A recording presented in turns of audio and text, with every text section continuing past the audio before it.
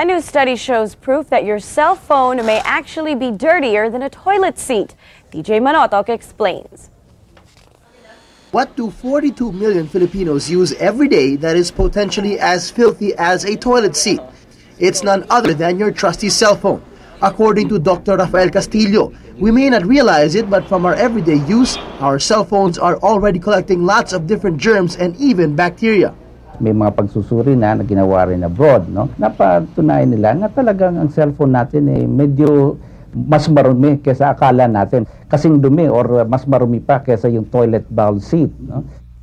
Dr. Castillo adds that it is highly possible that bacteria could already be living and mutating in dirty cell phones.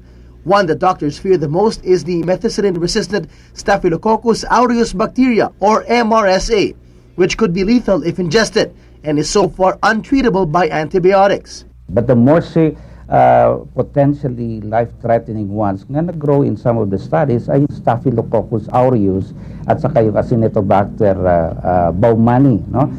These are bacteria, germs nga maring maging sanhi ng mga serious infections like pneumonia.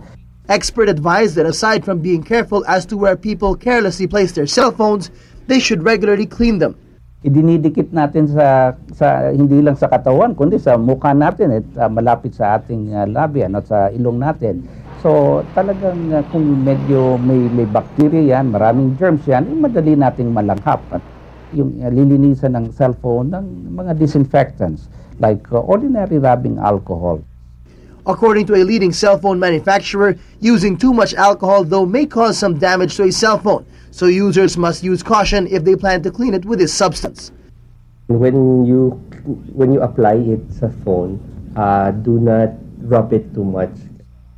In the end, the responsibility still falls on the users. They should always practice proper hygiene like frequent hand washing, and from now on, be more careful as to where their cell phones end up.